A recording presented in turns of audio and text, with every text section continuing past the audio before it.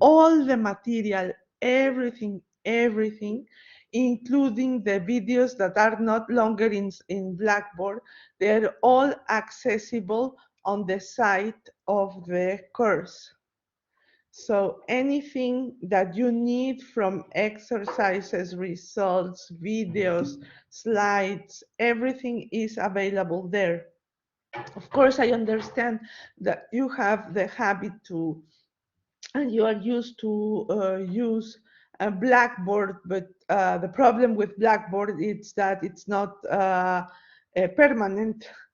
And so the external site, it's permanent, and there you have everything. And also, of course, Slack too. You can follow, I mean, you are people from the 21st century, so you are used to chatting and posting, etc. All the posts are there, and do not hesitate to see the interactions that I sometimes have in the general or in the specific channels of the course, because there you can see that I interact with someone and you see the questions, and maybe you have a similar question or whatever, and you can get some feedback out of the discussion that is going on there. I sometimes also, I have shared something about the cluster of Meta that has been launched in recent weeks, and the article talks about the size of the data center and how much they're investing for developing the Meta project. So I think that this is also interesting, particularly in the topic of the course, because this has to do with what we are learning and introducing in the course. So that's one. And then yesterday or before yesterday, I also shared a little joke coming from LinkedIn about the different types of programmers and the community that can evolve within an organization. It's very funny, and I mean, there are things like that I like to share, so do not hesitate to have a look and stay in line with some of the things that we can discuss out of the course and that are interesting to follow. Okay, so today we are starting a second aspect of the study of Mongo. Remember that, again, I insist a lot because this is the message that you have to bear in mind with respect to NoSQL solutions, data management solutions. It is that one aspect is the data model. We have discussed about the data models and the idea of having this example that we did this week, creating the documents collection, which is a database, and then querying and having a look on how to express queries, how to update the collection, etc., is a concrete example of the differences and the impact that you can see when you change the data model. Okay, so with this JSON-like data model, you suddenly have more flexibility in the structure of the documents, of the items that you store in the database. But if you see with respect of the architecture, we are working within a very thin logical level of the DBMS, and this makes us see things that we normally do not see in relational DBMS. For example, yesterday we talked about the iterator model and how you can, it lets you use it and it exhibits this iterator model in order to iterate along the batch of data that come as a result of a query. You have also seen through Compass that, of course, we do not know in advance the schema because it's a schema-less approach, and suddenly when we want to express our queries, we are not very sure of the name of the attributes, the exact name of the attributes, whether an attribute exists really in the structure of the documents. And the problem is that since it lets us do whatever we want, so we can ask for documents with attributes that in fact have never existed, and there is no error in our expressions. And this is kind of confusing when dealing with a database. And then you have the schema option in Compass that can help you to see the structure of the documents and at least know which are the names of the attributes of the majority of the documents. And then with the statistics, you can know more or less the distribution of the values and the type of values with respect to which you could express your filters, for example. So this is a big bunch of things that happen when we reason about the model, the data model. And now today we are going through more technical aspects, and particularly we are going through the way we can fragment the data across the cluster that hosts MongoDB in our case, in our example, or that hosts any NoSQL solution, and how this fragmentation can be configured, and you can have control on the way you fragment the data across the different nodes of your cluster in order seeking for performance in your queries. Okay, so this is what we are going to do today, and therefore I'm going to introduce a little bit of concepts with respect to this fragmentation story. Then I will explain, as always, the architecture of the setting that I've asked you to prepare in order to work with the example. And then we are going to start addressing the example. We might not be finished in the session, but there, since it is quite guided, I will let you finish it on your own, and in order also to let you have a little bit more of autonomy and of production with respect to this exercise. So I'm going to first stop sharing this Blackboard, and then I'm going to share my screen. And then while I'm sharing this, you received certainly an announcement some minutes ago regarding the answers and the queries that you shared on Slack.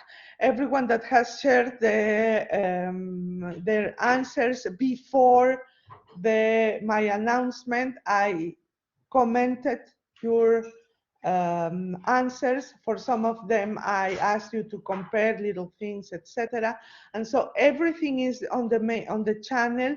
And what it is important for all of you to do is have a look at the answers that were shared by your colleagues, and then see my comments so that you can also get feedback about the first part of the querying exercise that we did in the last two sessions. And I remind you that the remaining task that you have to do is, of course, complete or be sure that you can express all the queries, complete the indexing section, and then produce a document where you have your answers, your expressions, a snippet of the result you obtain, and then the indexing part, and together you wrap up everything in a PDF that there you have to upload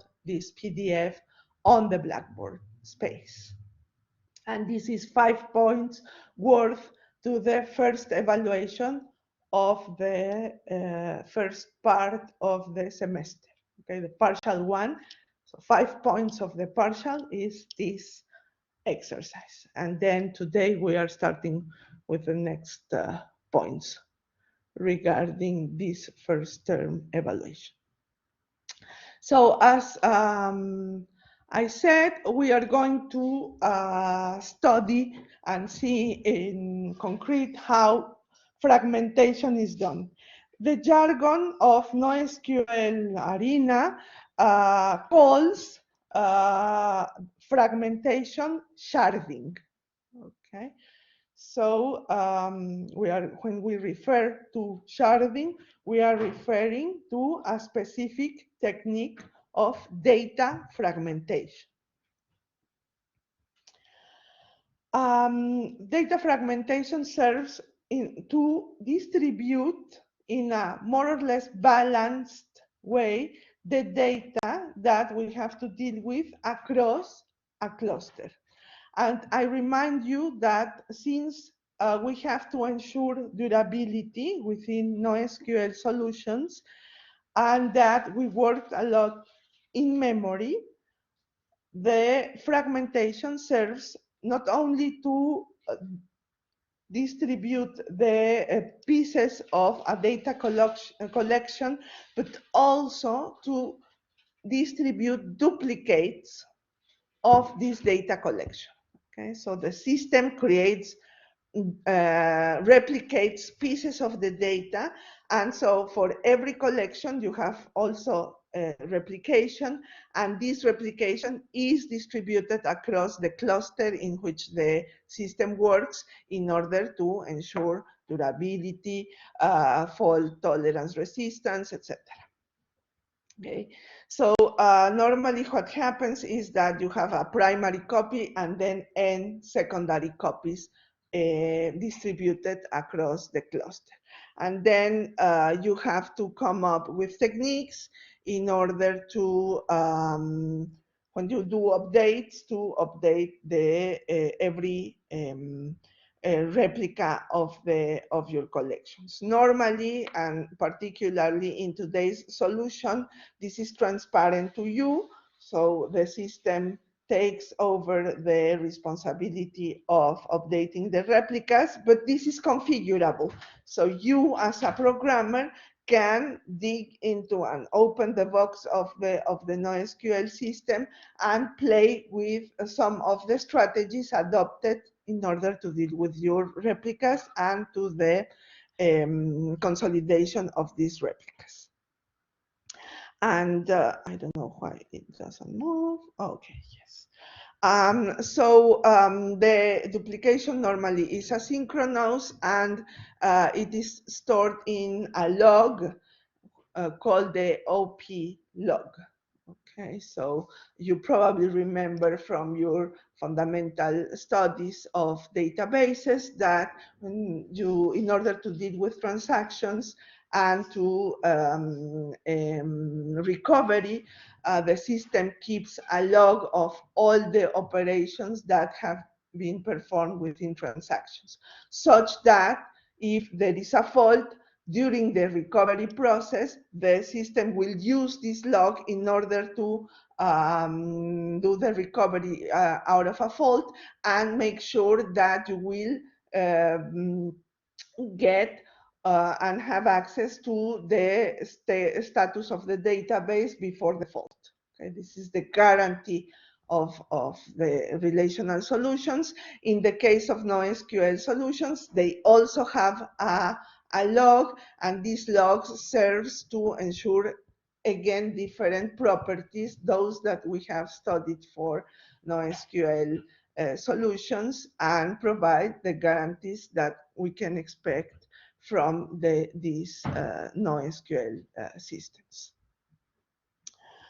And so the architecture looks like this. You have an application, I'm missing an ender, and the application interacts with what we call a driver. The driver is the one that has visibility towards the cluster. And then the driver normally interacts with the primary copy. The primary copy, of course, is managed by one of the Mongo, for example, in our case, a Mongo server, the one that is running in the master server, and then the other copies are in other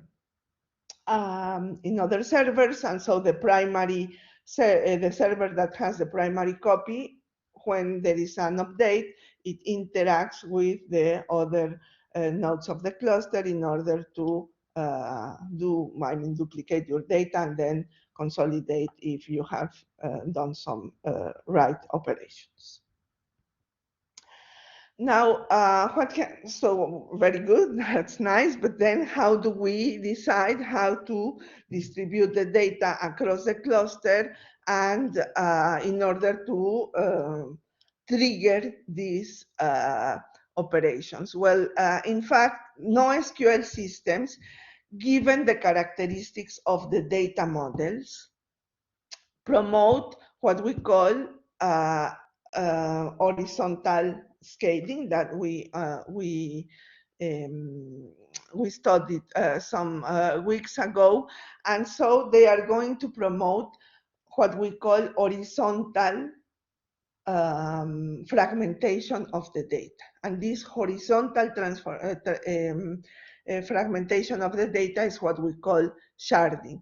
And this has to do with the characteristics of the data models and also with this horizontal scaling that is adopted by the systems. So the principle is quite intuitive. Given a data collection, you are going to group different sectors of your collection in chunks, in fragments. So the fragments will be called chunks, and the way you are going to choose and to build your chunks is given by what we call a shard key. Out of your document, you are going to choose an attribute within the document that will serve as reference in order to fragment your collection. And this attribute with respect to which you fragment your data collection, for example, your documents, is called the shard key or the sharding key, okay? And for example, a classic way of choosing the sharding key can be with respect to an index, because the key will serve, in fact, as an index in order to fragment the data. And then once you have this fragmentation, example of the fragmentation, if I have a set of documents where I have an attribute H, I can say I'm going to choose the attribute H as my sharding key, and my fragments will be done as follows. All the documents where the H is between 0 and 10 will compose a chunk, and then from 11 to 20 another chunk, and etc. Okay, so this is an example of shard key and the way you would shard the documents in a collection. And then every server in the cluster will host your chunk. And then the second thing that that happens, as said here, is that every chart will be associated to at least 2 supplementary copies. I'm not going to go into details because these concepts belong to distributed systems, but there is a rule called the 3 rule. And in fact, in order to resist one fault, you need at least 3 servers, 3 copies of your data, etc., in order to make sure that you do not lose information. And so this strategy is adopted by many systems, including the NoSQL. So for every element, for every chunk that you are going to define, there will be 2 replicas generated by the system and distributed across the cluster. Normally, in the general, very general solution, there are at least two strategies in order to shard your data. The first one is based on an interval, as in my example. If you choose an attribute where you can define intervals across the different values of the extension, then you use an interval sharding. For example, the ages, this is very intuitive because I can divide a group of people within interval of ages, and we are quite used to for doing that, at least in the, I mean, in every culture, I think, in the world. So, but at least in the Western side of the world, we use frequently these intervals in order to classify groups of people. Now, if you have, for example, other types of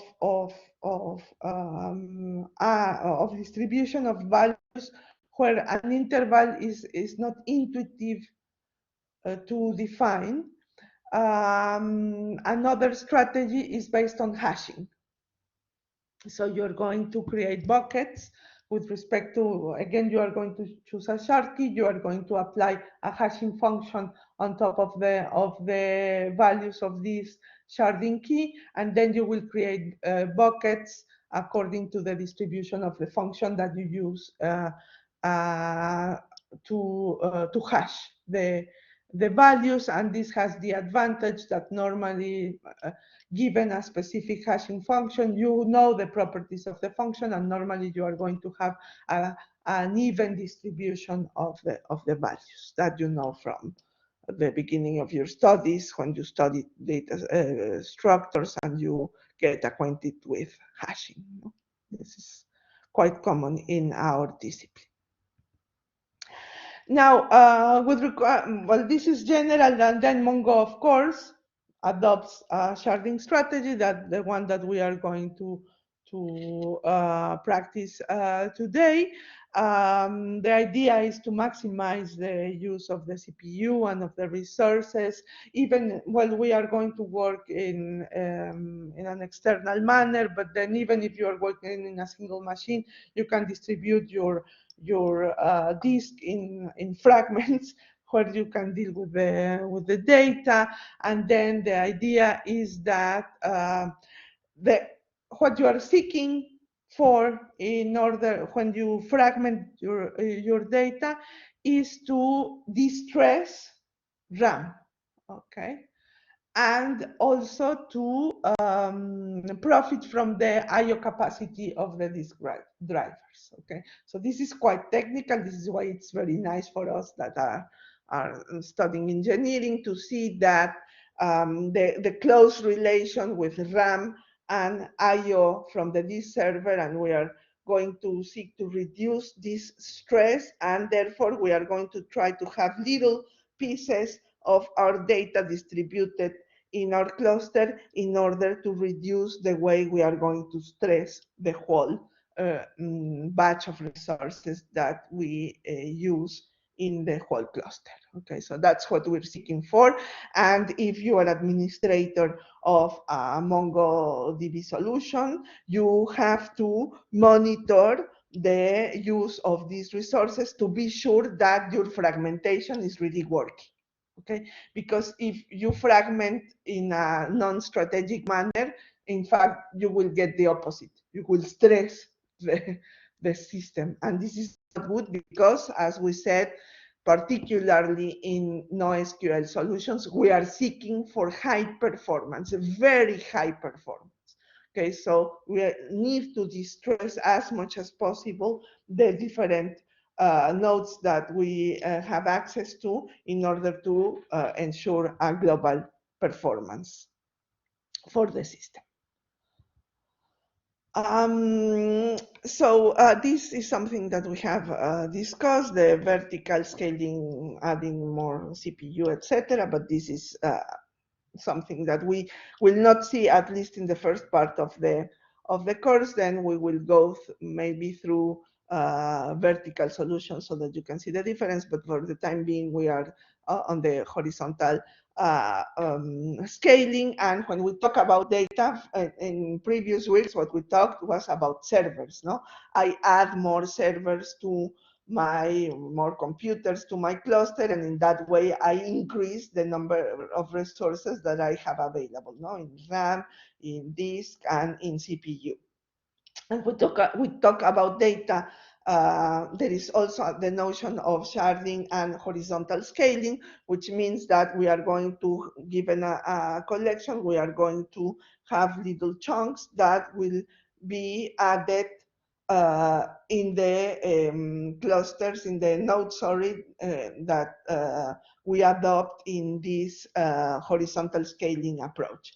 And if we add a new one, then the system will reconfigure itself in order to extend this distribution across all the available resources that it has access to.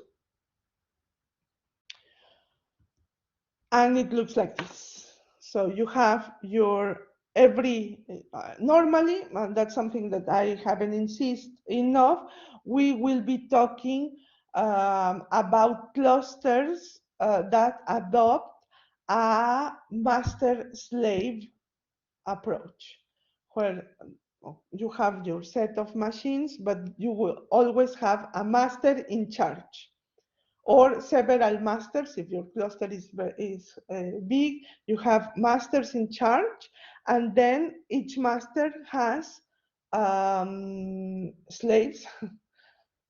I mean, in a diversity and inclusion thing, it's not the right vocabulary to use, but well, anyway, this is the jargon.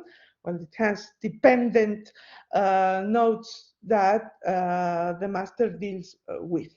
And then, well, that's something, again, that you should have seen in distributed systems. There are protocols in order to choose the master, because if one server is for some reasons not available at some point, then, for example, a classic thing is that the servers vote among each other and they choose a new master while the other master is not available for some times, and then upon recovery, they change, etc. So there is a set of protocols that can be associated to this. But with respect to sharding, you will have in collection one a master where you will allocate memory space and storage space, both in order to deal with the data that you have in the master.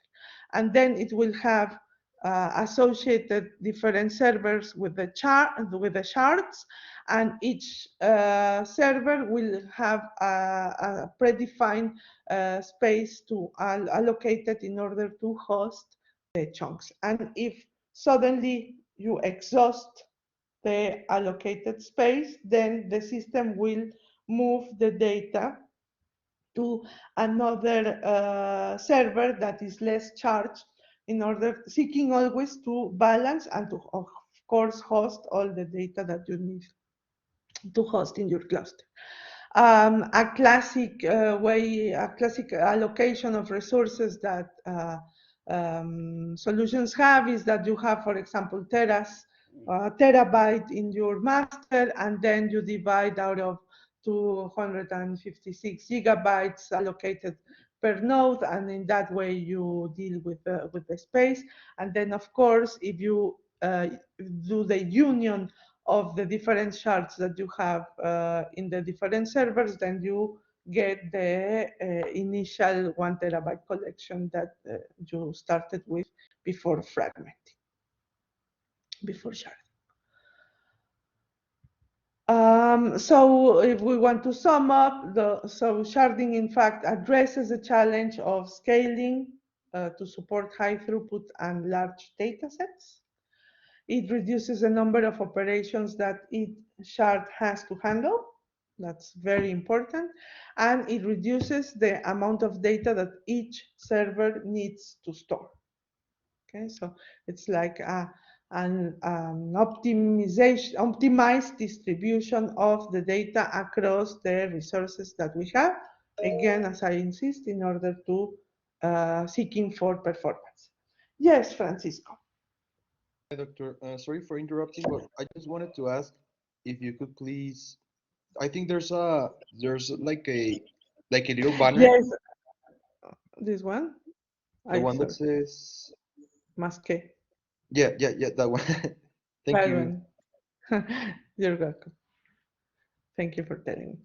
Okay, so these are the general principles of sharding that you have to bear in mind, and then let's see how it works in a real setting. So in order to prepare everything that we can see the inside of the strategies of this sharding solution in Mongo, we are going to set an environment, a distributed environment that again completely externalized, because every time I give you an example, of course, the cloud is always there. Okay, for the time being, we have been users of the cloud. So the cloud is a kind of black box. We know few about the data center, etc. Even if you have to decide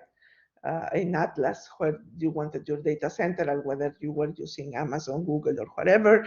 Okay, so this type of decisions. But anyway, the cloud for the time being is a huge box. So, but anyway, I'm showing the view that even without having details about the way the cloud works inside for the time being, we still can see the promise of externalizing everything, and that we really keep our machines as dummy clients, and that we can use only the browser, and we do not need any resources locally in order to run the example. So that's something interesting, because I mean, in your professional life, this should be very interesting, because you cannot rely on the machines that others have and what the resources they have and what they have installed, whether they can install or not, whether they have the rights to install applications or systems. You externalize everything, and if it goes to one machine to the other that's not your problem. You have a built-in solution that can work anywhere um, when someone wants to use it.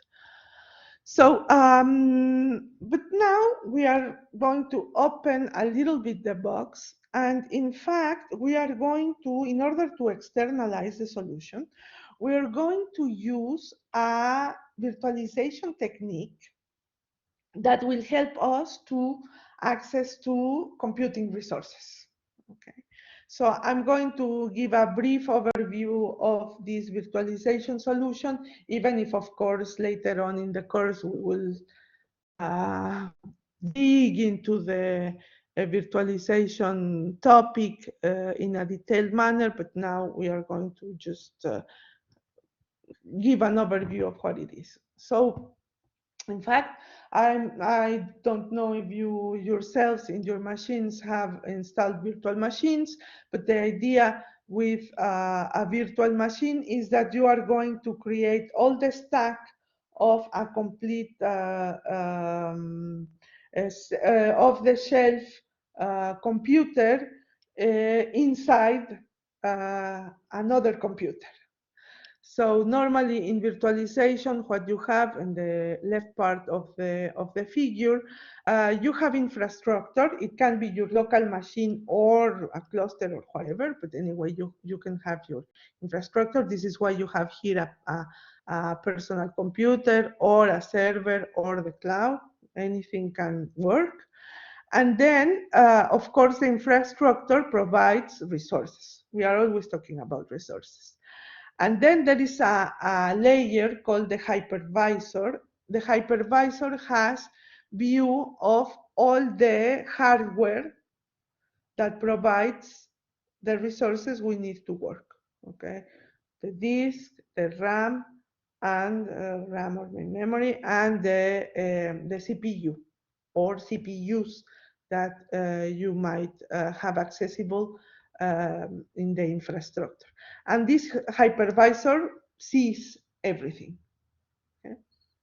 And on top of the hypervisor, in a virtualization solution, you have what we call guest operating systems.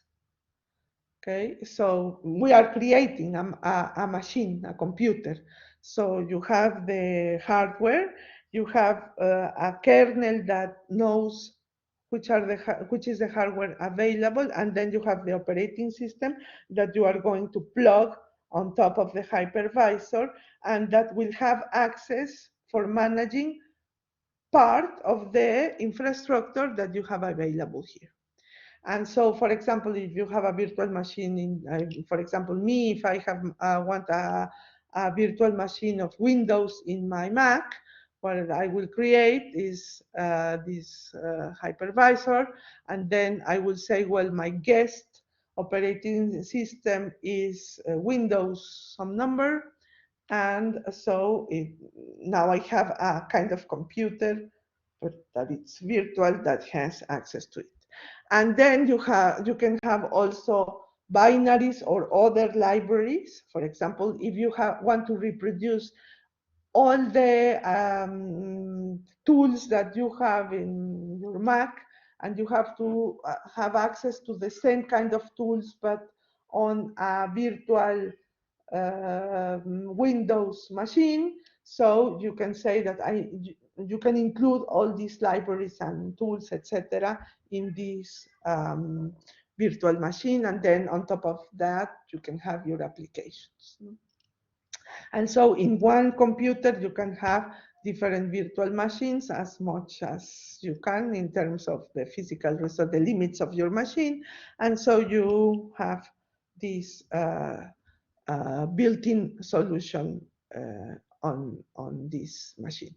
Of course, again, I'm talking about a machine. You can have a server with more capacity with this same principle, or you can have the cloud.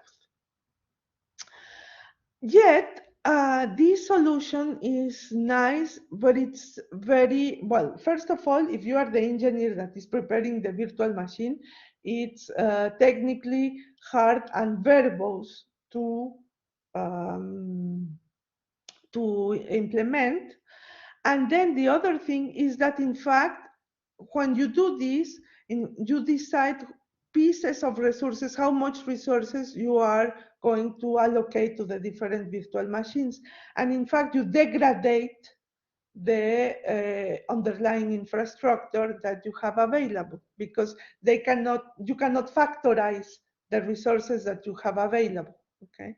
Yet there are some resources that you could factorize, and both machines could profit from the available resources without fighting for them. Okay. So there is another technique which is called containerization, containers, based on containers, that has a lighter principle. Here, the idea is that you always have your infrastructure, and instead of having a hypervisor, what you're going to have is a global operating system. And on top of this operating system, you are going to deploy a container engine. And the container engine will contain all the necessary elements that you need in order to execute an application, a system, or whatever, but without, without depending on the operating system.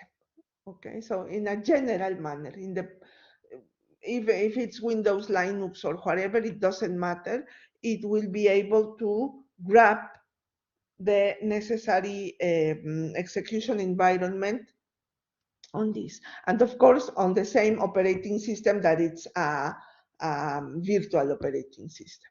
And then on top you still have your libraries and your applications. So you have less layers, and it's lighter, and you get rid of the problem of associating everything to a specific guest operating system. So at least the space and the overhead that you will have for different operating systems working in the same machine is you get rid of this. Okay. And now, how does it work? My figure is a little bit poor, but it doesn't matter because I'm just explaining the general things. In fact, what happens, how does it work, is that there is somewhere in the world what we call, well, there are many solutions. We are going to use a solution called Docker. Okay, so in Docker, there is a Docker registry that has images of many different things. For example, if you need Mongo with other things, the image contains the data collection, the server, everything that you need in order to execute, for example, me, the exercise on Mongo sharding. Okay, so this Docker registry has, it's a directory with many things available. And you will see that companies and startups can be dedicated for creating these images ready to use for people. And then, well, it exists somewhere in the world. And then what you have is what you call a host. In fact, the host is a machine that will contain a Docker daemon. And the Docker daemon will deal with what we call containers. A container is an executable version of an image. Okay, the image is a template, so it's like a script. In order to execute the exercise of Mongo, you need the collection, you need, imagine that we used, I don't know, Jupyter, you need all the things that you need are specified in this image. And then the Docker daemon will, if we want to use the image, will create a container and will get the image from the registry, and the container is able to execute this template and prepare your something that can be executable. Okay, so your Docker daemon will have a lot of containers, and then there will be a client. And when you run a Docker client, in fact, what we will do is get your container. This is your machine or an external machine. This is a server. And then when you run it, it unpackages the container and prepares everything necessary in order to execute something. For example, an application, a system, or whatever. And if it needs libraries, everything it needs, it gets and retrieves everything and prepares you with the environment. This means that you get rid of preparing your path for running something. You get rid of going and downloading and installing and etc. All these things are not necessary anymore. Okay, everything is packed in this container that you run in your client. So that's the general principle, and what we are going to use this principle in the following manner. Well, I asked you to create a play with Docker, your Docker Hub account, and then run this play with Docker. Play with Docker, what it will provide us is access to an instance of a server, of a machine. Okay, and then you will see that it can be a machine or a cluster. In our case, we're just using a machine. And then, or it can create, as I say, a cluster of machines. Okay, so it gives access to that in a cloud managed by Docker. So the data center of Docker has many servers, etc. And Play with Docker says, I need a set of servers in order to answer to this client. And so it puts you in contact with them. So there are many types of servers that you can have access to. Normally, you have Linux virtual machines, okay? But, and then, and also you can create clusters if you need. once we, and I suppose that you got into this kind of environment on your web browsers when you prepared your setting for today's exercise. So what you have here is that you have access to the cloud, the Docker cloud, and then you create a an environment, and they provide you with a server that you interact with on a Linux shell, no? And normally what happens, since we are using the free trial, is that we have 4 hours available. And then after the 4 hours, we lose everything. Okay? But since we are not taking 4 hours to do the exercise, that's not a problem. When we will be here, so we will be in the machine that they allocate to us. So we will have the server, and then going as in the previous exercise, we're going to clone the exercise from GitHub. And this is a more complex exercise because in fact, GitHub will use an image of Mongo coming from a Docker Hub. Okay, so our GitHub solution, in fact, goes to the registry, retrieves a MongoDB version with the data, and then we are going to clone this in the server that is provided by Play with Docker. Okay, so we go from the Microsoft Cloud, we contact the Docker Hub registry, we retrieve the image, and then all this package we clone it on the server, as we did in the exercise of Collab. And once we have cloned everything there, then we will run the container, and we will create the environment that we will use in order to shard data with MongoDB. Well, that's animated, so you get there. It is installed in the server that we were allocated to, and then we're happy, and then we're ready to work. Okay, so that's the setting of the working environment that we will use in order to shard. Do I have questions until here?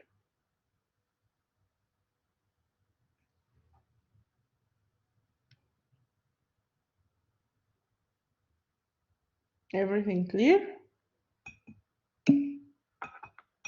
No, no questions or nothing clear? No questions, doctor. Okay.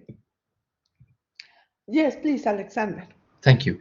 I actually have one question. I wasn't completely confident or sure. What is an image?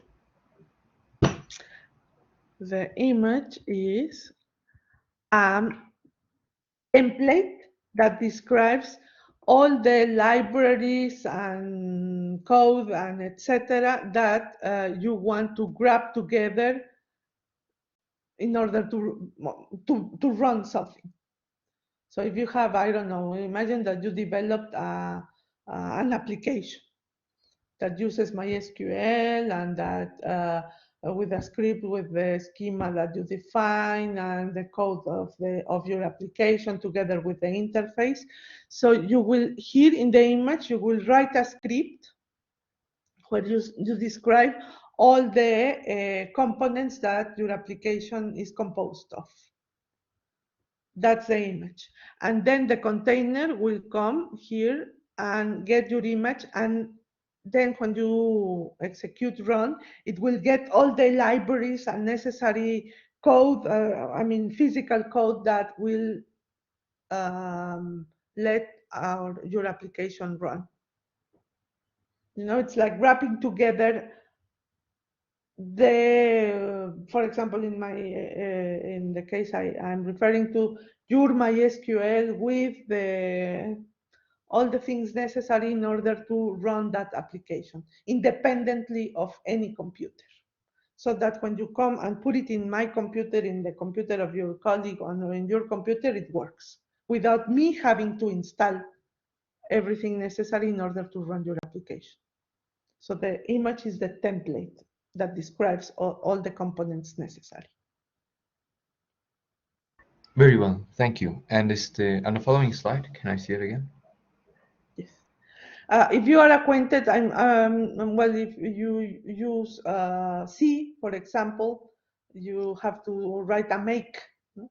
Or if you are acquainted with ANT, all this script that you write in order to run your programs, it's similar to that, the template.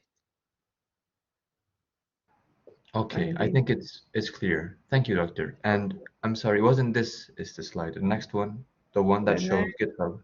Yes, uh-huh. is the I want to understand what did I wasn't all clear on how GitHub was involved in this setting.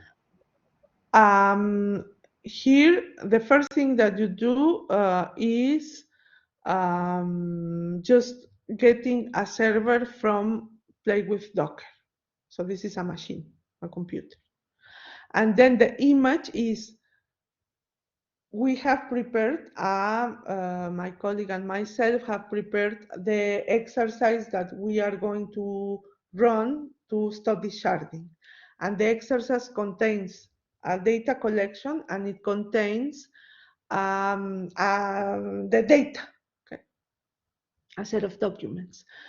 And it works on a specific version of MongoDB.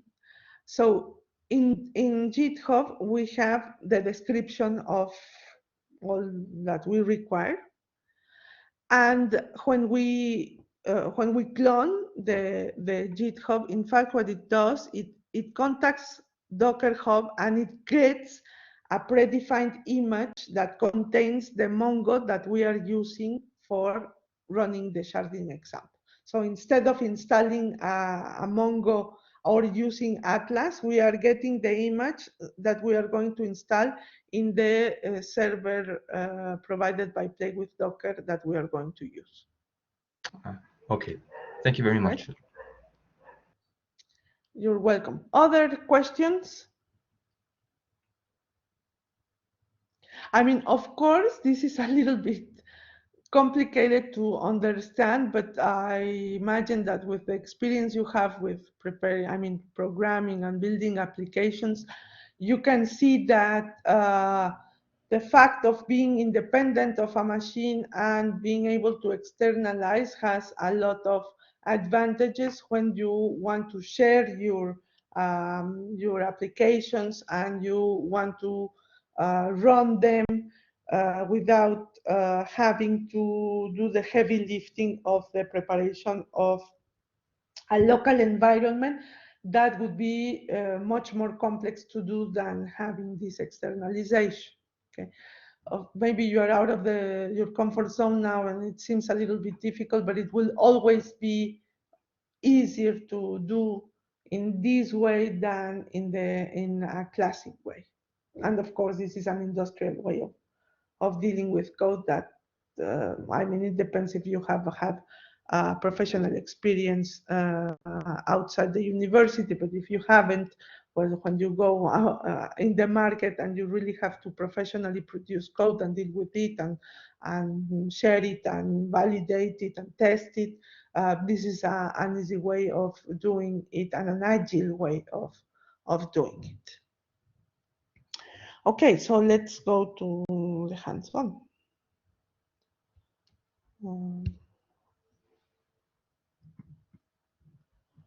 I'm going to share my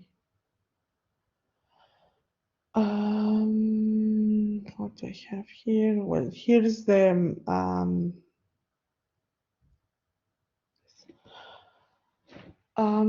okay. So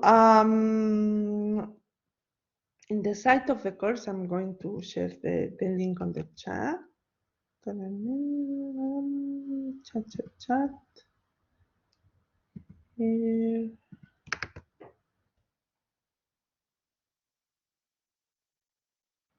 So in that link, if you go to MongoDB examples, there is assignment 2. I'm not sure what you're having a look at. Do you see my browser? Yes, doctor. Yes, Doctor. Okay. Page. Okay, so there you have, well, the instructions to configure that you have already done. And then you have the description of the assignment. And the description of the assignment looks like this.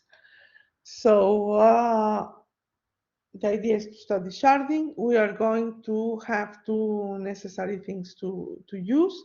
The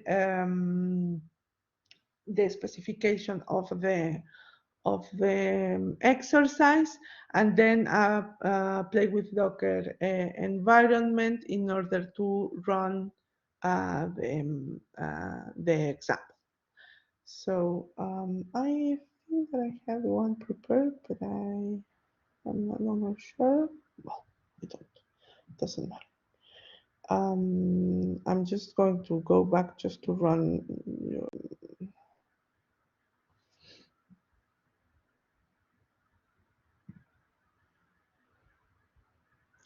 So you go to play with Docker and you start. Maybe you have already started, and you will land to this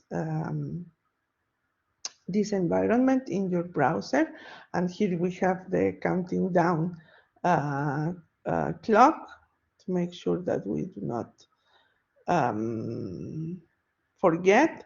And then if we add an instance, in fact, what it provides is a server. And so we are in root. This is the address of the server, which means, and you have the SSH address, which means that you could, if you wanted, you could access the server from outside. Okay, so that's something nice to be played with, because you can, for example, from a Jupyter notebook, you could contact the server and play with it. Okay, so it's quite an interesting thing, and it is a Linux server. So that's the first thing that you have to do. I wanted to realize my second screen, but it doesn't work. Just give me a second so to make sure that I see what you see.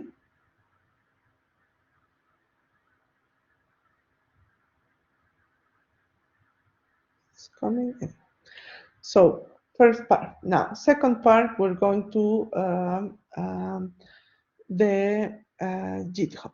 So if you click on the GitHub address, which is um,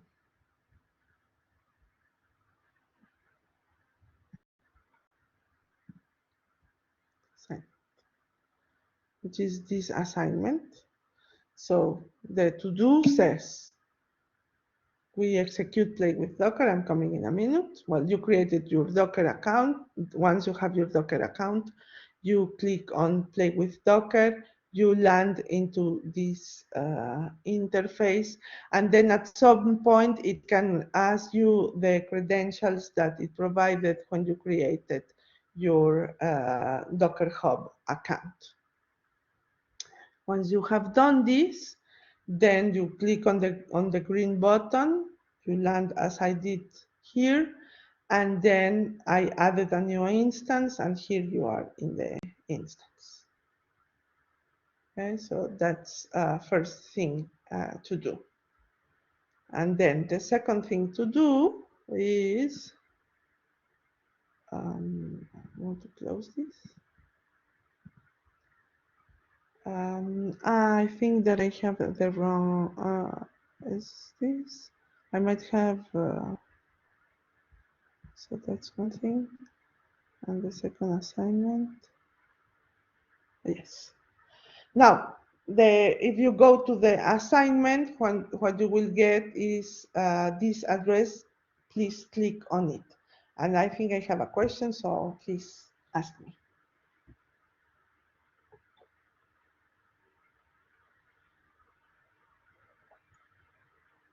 Do I have No, I think questions? no, I think there's no, I just entered the link of the GitHub on the chat. That's all I did. I know. Okay. Because I didn't. Right. Thank you. Yes, no problem. And so when you land to the GitHub, in fact, well, it's this one is a little bit longer. Here you have the different contents, but in fact you have to go down into the README, and it's more or less the same text as in my previous PDF. Well, here we have all the things that we are going to do. We are going to do quite a lot of things. And so we need play with Docker. I just tell you, but since we haven't really studied virtualization and Dockerization of everything, it is possible also to have a Docker in your machines, okay? But that thing we will see after when we will really study virtualization. For the time being, we are playing with Docker because it's external and you do not have to do anything in your machines. And now there is the hands-on material. So the first thing that we are going to do is if you remember my schema, my figure, we are going to clone the exercise, which is all these elements, okay, including the YAML. That is the YAML is the template, okay, the one that says what to retrieve. Okay. So all this code, we are going to clone it on the server that we are running on Play with Docker. Okay, so the first thing that we are going to do is we are going to clone all the code that is lying here into the server that we are running in Play with Docker that I have lost here. Okay, so if you go to your server, I don't remember if I said copy.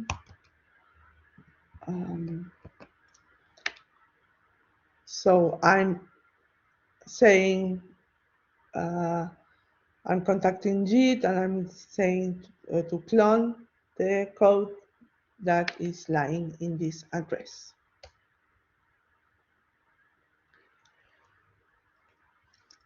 And well, tells you the size and all the characteristics in terms of size of the code of the elements that you got from GitHub.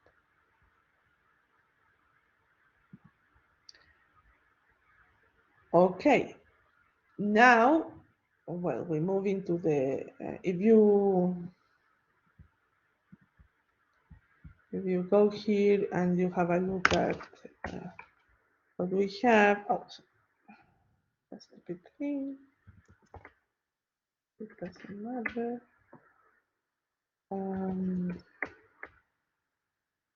I think that this would be here. But you do not do what I did, eh?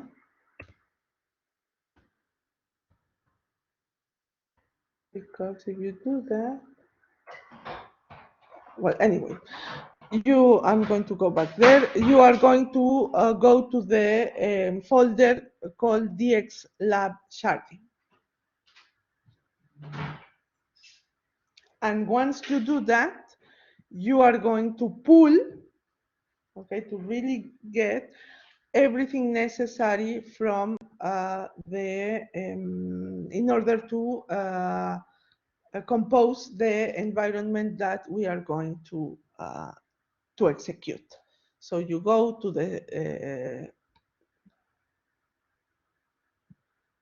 DX Lab sharding folder, and then you do that. And I'm going to try to solve my little problem.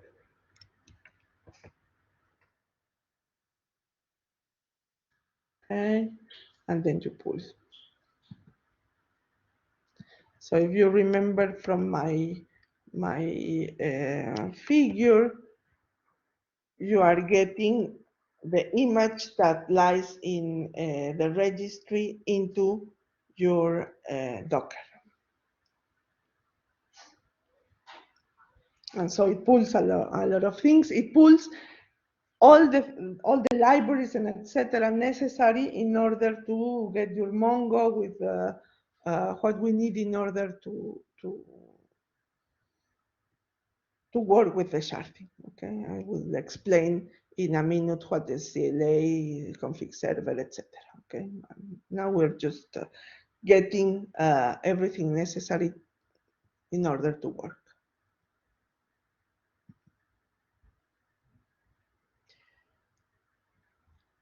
Now, what we're going to do is just in order to test, we are going to see which are the images that we have pulled from Docker. So if you say Docker images, so it will tell you that, in fact, what we retrieved, there is an image of Mongo version 3.0 created 3 years ago with that size. And this is the image that we retrieved from Docker registry.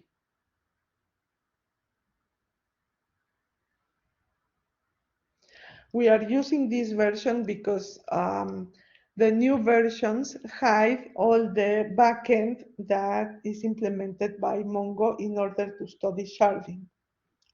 Today, you have a lot of transparency in the new versions of Mongo.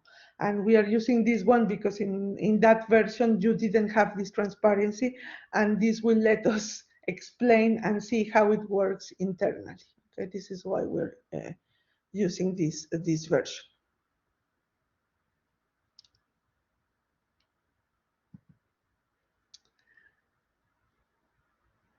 And so we are ready. We have a Mongo. We have the code necessary in order to do our exercise, and everything is now lying on the server that we have been assigned to by Play with Docker. Now, here you have an explanation of JSON, but that's something that we already have studied. And what we're going to do is the following. First of all, we are going to build a cluster of Mongos. And the cluster, in fact, will look, in general, any Mongo cluster looks like this, and this is the one that we are going to build. We will have Mongo servers that will be managing different pieces of collections, and these are the shards, okay? The Mongo servers that will deal with the shards, with the fragments. Every cluster, as I said, has a master.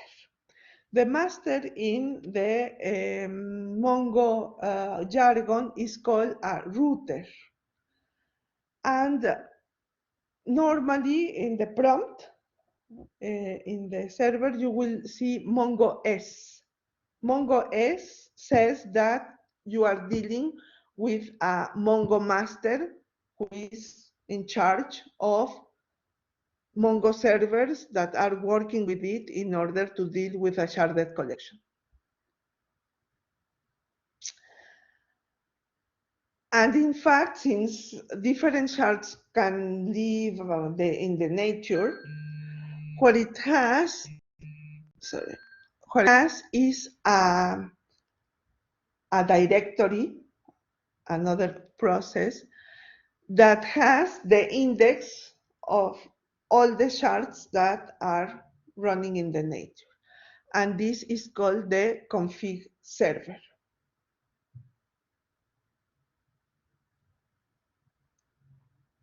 Normally, what happens is, well, and then you can build a complex cluster where you have different routers dealing with different shards, etc. So this can be very complex. We are just going to have one router, different shards, and the config server. And then, as I explained previously, you have every shard can contain pieces of collections, and the collections can lie completely in one shard, or they can be fragmented across different shards. Okay, so these are the possible configurations that you can have in a cluster of Mongos. So the first thing that we are going to do before we wrap the session is we are going to create a query router. So one like this, a config server, which will have the directory of the different elements of our cluster, and we are going to create 3 shards. Okay? So this we have prepared before. So we are going first to start Docker containers that will, so the execution environment, little machines that will contain the elements of the cluster. Okay. So first of all, we are going to build these containers here. So if you run your compose is, now we are really building what we cloned from the GitHub. What it's creating is the following. It is creating a query router. It is creating the promised 3 shards, which are themselves, each shard is a Mongo server, okay? So we have 3 Mongo servers, one special Mongo server that it's called the query router, which is the master. And we have the config server, which is the one that knows that these shards exist and that interacts with the query router. And then we have a driver that will let us connect to the cluster. Okay, you have your master, you have your nodes, and then you need an entry point into the cluster. And this entry point is the CLI.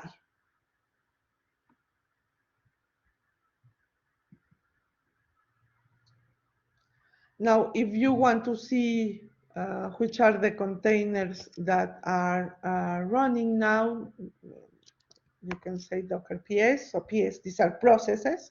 So we're having a look at the processes, and we know that the query router is running in this address, this IP address.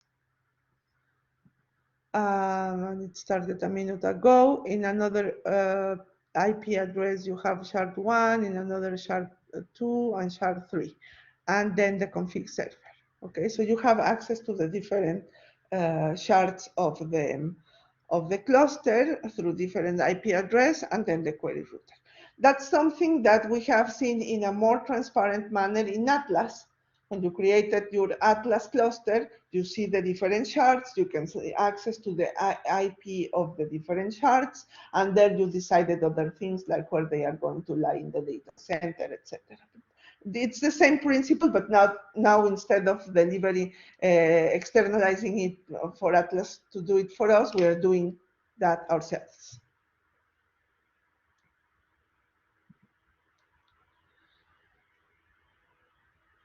You can also, if you inspect the IPs, if you wanted really to connect to one of them Mongo servers that are running the shards, etc., you can, for example, see all the details of the different endpoints, the IP, etc., of the different elements. And this is a JSON document, of course. So everything is documented. You see the information, everything is documented. Now, for the time being, the elements are disconnected. I'm going to stop just after this, okay? So they are disconnected from each other. They are there, but they do not know each other, okay? So what the next part of the exercise is doing all the work necessary in order to connect to the CLA to the router to the config server, and then eventually the different shards. Okay, so now we are going to run this one. Okay.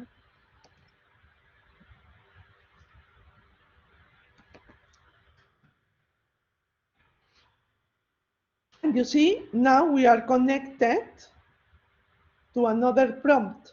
Okay, so we are connected to that server, the one that hosts CLI. And this is why we are changing the prompt.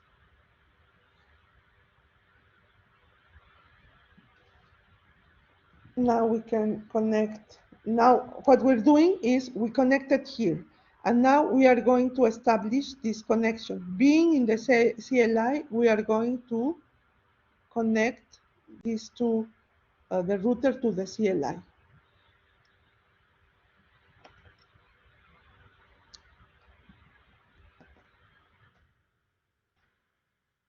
And now we are in Mongo S. So now we are connected to we are no longer here, we are now here. It's useful to see the figure because every time we are changing layers and we're changing servers, in fact. And now we are going to start adding elements to the cluster. So we are going to, now we are in a Mongo, so we are going to the database admin. Use, from the previous. And what we are going to do is we are going to connect it to the cluster. I mean, to start building the cluster. So I'm telling it that we are going to add to the cluster a server called shard1.docker. And we are going to name it shard1. So what we did is we connected router with it, with shard1. And we can always see the status of what we have done. So here, if we go through the status, it says that, well, it's a document now, so it has it has a version, it has a cluster ID, it has one shard, so there is one hosted in a logical name called shard1.docker, etc. We have the balancer, the load balancer is activated, but it's still not running because there is no data. Okay, the load balancer will start working when the shards start containing data, and it will decide whether the data will lie in that shard or they should be moved to another shard. But for the time being, first of all, we have one shard, and second, we do not have data. So the load balancer is not running. And well, the migration will start in 24 hours. So for the time being, there hasn't been any migrations from different shards. And it's also saying that for the time being, the database admin is a partitionable database. It's not a partitional database, and it's a primary version. Okay. It's the primary element. And if you see here, there are the new ports appearing. Here, oops. Here we have the new ports of the different elements that we have created. Do I have questions until here?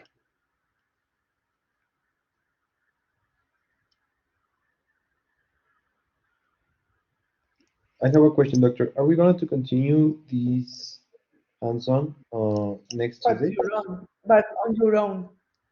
So I just I'm just showing how to build the cluster, explaining that, and then on your own, you are going to continue the next parts,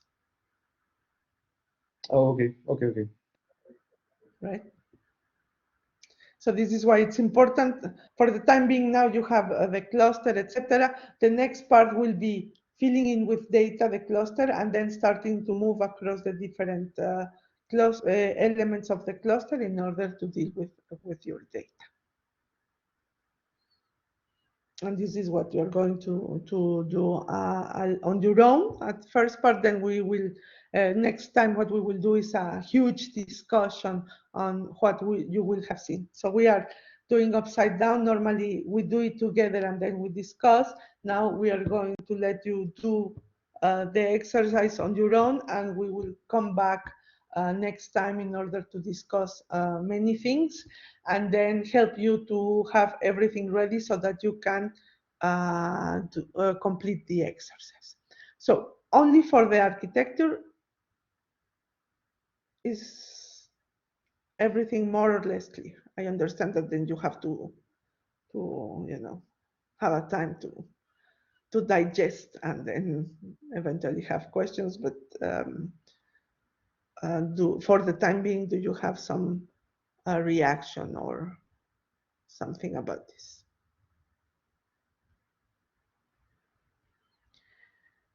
While you think about this, just to let you know, so the idea is that until let me see, yes, until next time, so until Friday, you have to be sure that you could run and complete the whole exercise, which means going through this GitHub and following the instructions. It's very guided. This is why I think that you shouldn't be having technical problems. It's more than thinking and understanding what's going on. Okay, so until next Thursday, and then again we will discuss. And the real challenge is that in the to-do part of the assignment, you have a lot of questions. And the idea is that you have to elaborate in order to answer these questions. And this will be what you have to hand in the 13th February, and you have to upload on the Blackboard. And this is worth 5 points, again, of the total grade of the partial one.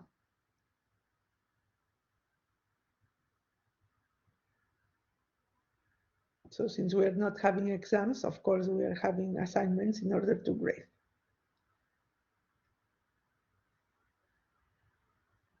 Is this clear? Yes. Right? Again, if you have technical questions or whatever, do not hesitate to contact me on Slack. Okay, Slack is the key.